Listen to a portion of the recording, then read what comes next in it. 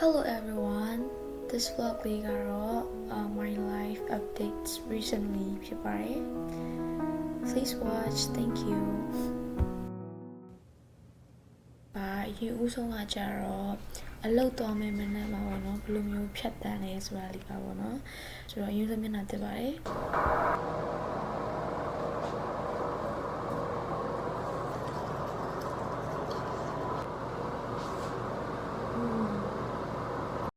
ဆိုတော့အခုအရှိမလှမ်းမြင်နေရတဲ့စာအုပ်လေးကတော့ Harden Hall လို့ခေါ်ပါတယ် East Campus ထဲမှာရှိပါတယ်အခုအလုပ်သွားရမယ့်နေရာပေါ့နော်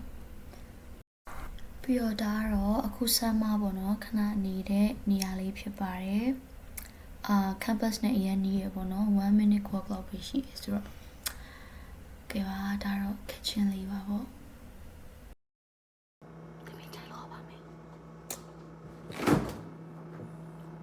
တော့ဘောနော်မနက်တိုင်း6နာရီခွဲလောက်ထားပြီးတော့မနက်စာစားရဲပေါ့နော်ပြီးလို့ရှိရင်ဒီ lunch box တို့ဟင်းချက်ရတယ်ပေါ့နော်ဒါကြရင်လည်းအဲ့လိုချက်ပြီးသားဟင်းသုံးတယ်ပေါ့နော်ဒီနေ့ကျတော့ထမင်းကြော်လေးချက်ပါတယ်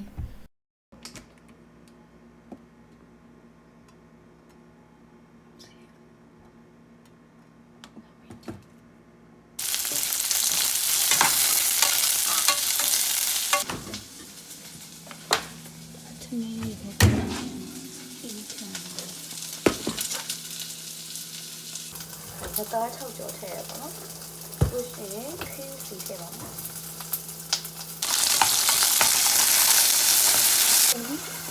sauce ထည့်ပါမယ်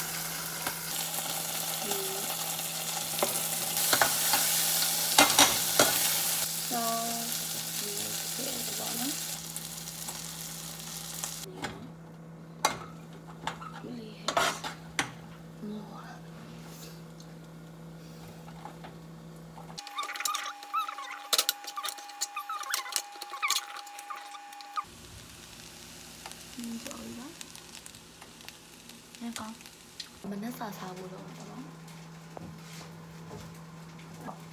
ဒီဟာလေးနဲ့ပေါ့နော်ရေနွေးကိုပို့ပါပါအချမိုင်းထင်းကြိုက်လေးဖြစ်ပါတယ်ကြိုက်လေးပေါ့နော်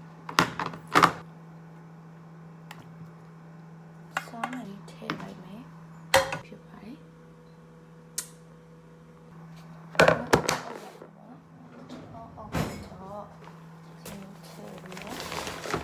ဒီဘူးထည့်လိုက်လို့ရှိရင်ခင်းချလေးရပါပြီပြီးတော့ကတော့ instant coffee ပဲတောက်ပါခင်ဗျာအမီးကဝယ်လာတဲ့ cake ကလေးပေါ့နော် cake ကလေးဒီရစီလေးဒီပိတ်မယ်ဒီတော့ coffee ရဲ့ကိုအဲ့လိုလေးလောင်းထည့်လိုက်ပါနော်ဒါမှမနက်စာလေးပေါ့နော်ပါမို့ရေကိန်းကခုလေးပါ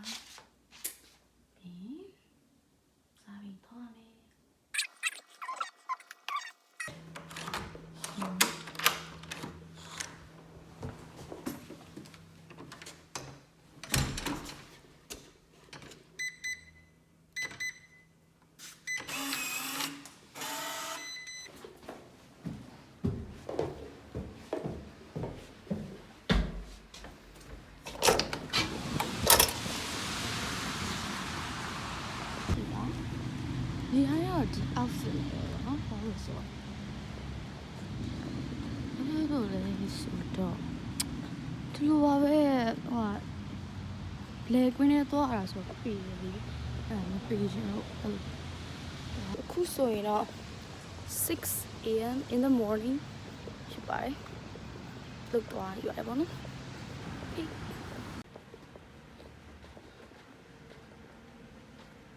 အေးဦးဆုံးရေဘူးကိုရေဖြည့်ပါတယ်ပေါ့နော်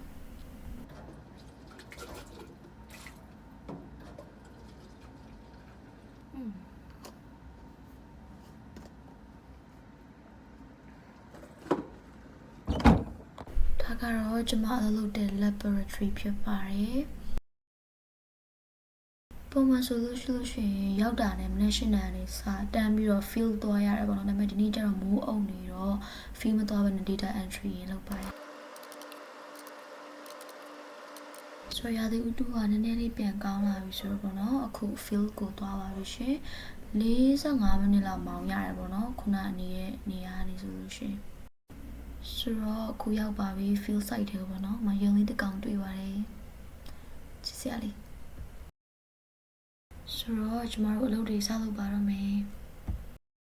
and around 100. So some of them will be like 98 across the board, some will be like 101 across the board, and that's okay. ဆိုတော့ဒါတော့ပေါ့နော်ဒီအပင်ထဲကနေထွက်လာတဲ့ရောင်ဖြာတွေကိုတိုင်းတာတဲ့ဟာလေးပေါ့နော်အဲ့ဒီကကျမတပ်ပုံမရိုက်ပါတယ်အဲ့တော့ location ကိုခြေရာခံတဲ့ဟာပေါ့နော် GPS လိုမျိုးပါခုနတိုင်းခဲ့တဲ့နေရာလေးတွေကို locate လုပ်တာပါပေါ့နော်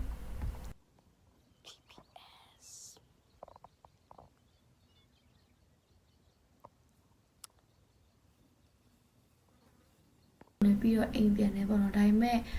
ပုံမှန်ဆိုလို့ရှိရင်တခြားလုပ်စရာတွေအများကြီးရှိပေါ့နော်ဆိုတော့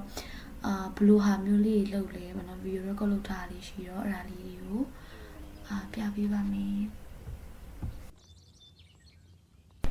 ဆိုတော့ပုံမှန်ဆိုလို့ရှိရင်အခုလိုမျိုးလဲကွင်းထဲမှာပေါ့နော် break time လေးခဏယူပြီးတော့ chill တယ်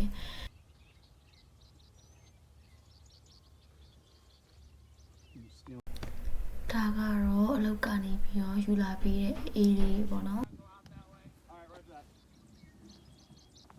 That's my lunch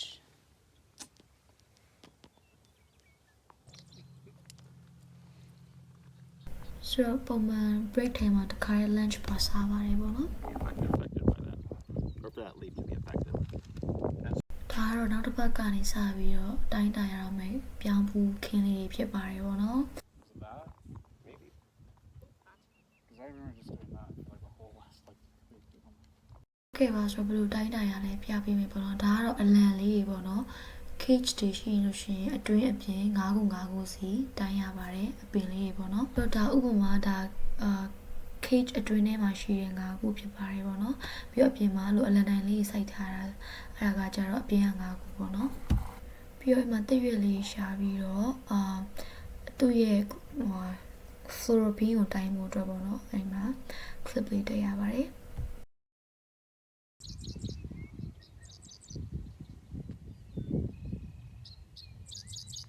ဒါလေးကတော့မြေစီလွာစုတိုင်းမှုကိုတိုင်းတာတဲ့ဆက်ကလေးဖြစ်ပါတယ်ပေါ့နော်အဲ့လိုမြေကြီးကိုထိုးထည့်ပြီးတော့တိုင်းရတာပါ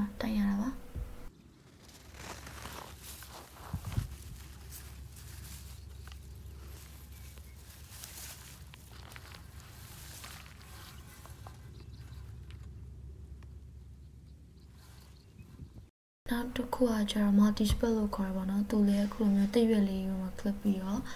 သူရဲ့ properties ကိုတိုင်းတာပေါ့နော်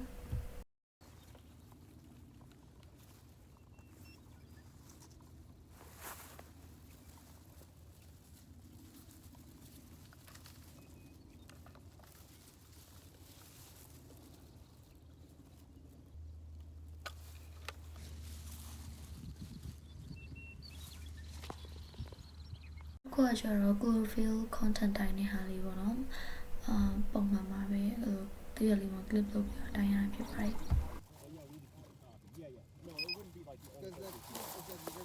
They think that we're not gonna get it started. Well, that's for like 5 years, right? Which is what he was saying. He's like, people seem to be afraid. ဆိုတော့ဒါလေးကကျတော့ fluoropine တိုင်းတဲ့ဟာလေးပေါ့နော်သူ့ရဲ့ dark နဲ့ light နဲ့ဆိုပြီးနှစ်ခုတိုင်းပေးရဖြစ်ပါတယ်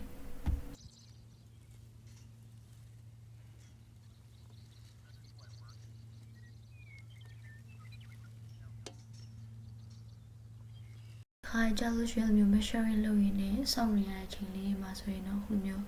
ကိုင်းပြင်လေးကိုကြည့်ရင်းနဲ့အနားယူပါတယ်ခါလေးကြတော့လေတောပန်းလေးတွေကိုကြည့်ရင်းနဲ့လေပီလေးကိုခံစားရင်းနဲ့အေးလေးတွေတောက်ရင်းနဲ့အဲ့လိုလေးဖြတ်တန်းရပါတယ်ပေါ့နော်ဒီနေရာလေးကတော့အမြဲသိဝင်ပေါက်တဲ့နေရာလေးဖြစ်ပါတယ်ဒီတော့အိမ်ပြန်ကြပါတယ်ပေါ့နော်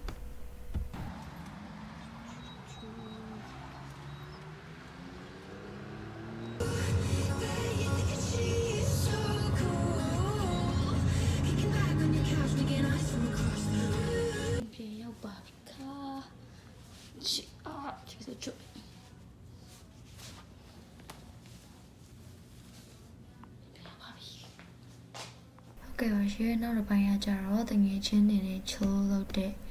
ပိုင်းလေးပါဗောနော်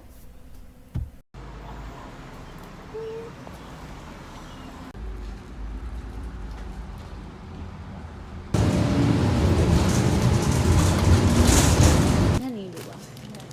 ငယ်ချင်းလေးကစမူသီးကိုတိုက်တာဖြစ်ပါတယ်ရုပ်ကြီးကချောချောလေးနဲ့ဝင်တိုက်တာဖြစ်ပါတယ်အခုလေကိုယ့်ကိုလှုပ်လေနင်ကငါ ဟောငါရိုက်မဲ့သူလေ open the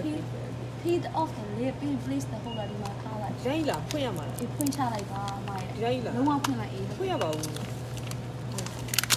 အေးပြီးတော့အေးဟုတ်တယ်အလားထားပြီးဘာလို့မှ ဘယ်လိုတော့မှလဲ choose your thickness regular အေး regular အားမလို့အမေရိကန်ရောက်တော့ smoothie ကိုအမေရိကန်မှာ smoothie ကိုဘယ်လိုစားရလဲဒီလိုလုပ်ပါတယ် ထုတ်လို့ must try hard smoothie ပါ Okay.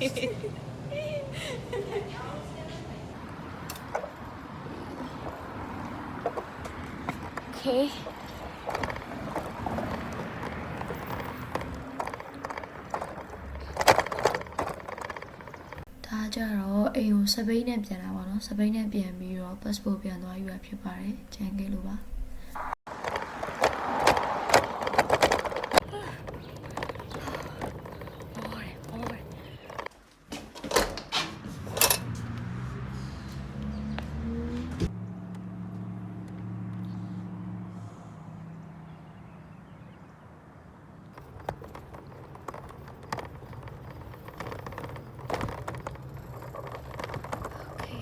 စင်ပါပြောစရာကောင်းလိုက်တယ် bike lane လေးပေါ့နော်ဒီခွက်အတရာလေးကနေဖြတ်ဗီဒီယိုမှာဆိုရင်ရှိပါတယ်ဒီလိုနေရာလေးပါရောက်ပြီဆိုတော့စပင်းလေးကိုထားခဲ့လိုက်ပါလိမ့် Finally I got what I want but it's really been my life now ချစ်ကလေးကရမ်းချစ်လို့ဆိုပြီးဆွဲကြိုးရမ်းချစ်လို့ဆိုပြီးဆွဲကြိုးဝတ်ပေးနေရပါ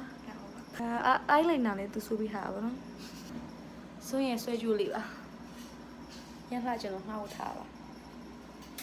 သွားနေတာရှိပါတယ်သူဥဆောင်လာလဲဆိုရင်ဘောပါဟုတ်ပါဘူးရင်ဘောအဲ့မှာ तू ဘာလို့လာလဲ तू ကြည့်ရ तू အိမ်ကိုကျမပုံမှာပါ तू အိမ်ကိုပို့မှာဖြစ်ပါတယ်ဒါကြတော့ဇွန်ပါတော့ဟိုတယောက်ကကြတော့ကိုကျော်စီလို့ခေါ်တယ်။သူကကျတော့အခုလိုလုံးချုံလေးကိုလာတာပေါ့နော် What's up, homies? ဟိုနေ့ကဟာကျိုးလို့ပြောရရှက်ပါ ။အေး။ဟာသူပြောရပေါ့။ဘာလို့နေကြဘာဖြစ်လို့ဒီမှာ ဩဘာလဲနေဗီဒီယိုရိုက် အေးဘာဖြစ်လို့ဒီမှာထိုင်ရလဲ ဟမ် ဘာလို့ဒီမှာထိုင်ရ ကျောင်းလို့လေဘိုက်စား ဟုတ်ပါဘူးအဲ့လိုနဲ့ဒါသူတို့အိမ်မှာညအိတ်တယ်ပေါ့နော်ပြန်တော့ထက်တရက်မနက်ရုပ်ရှင်သွားကြည့်တာဖြစ်ပါတယ်။ဘယ်လိုထိုးရလဲ။တူတူထိုးတာ။ကောင်းပါ။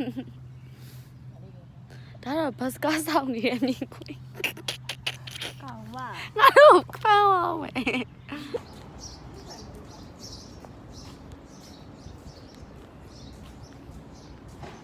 Do you have a new pen? This is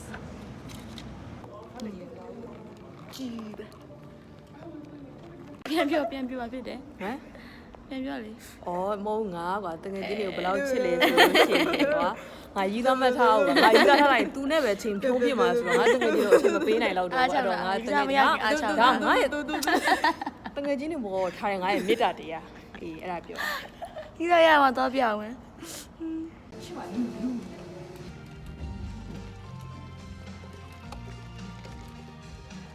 လက်အားမမနေရ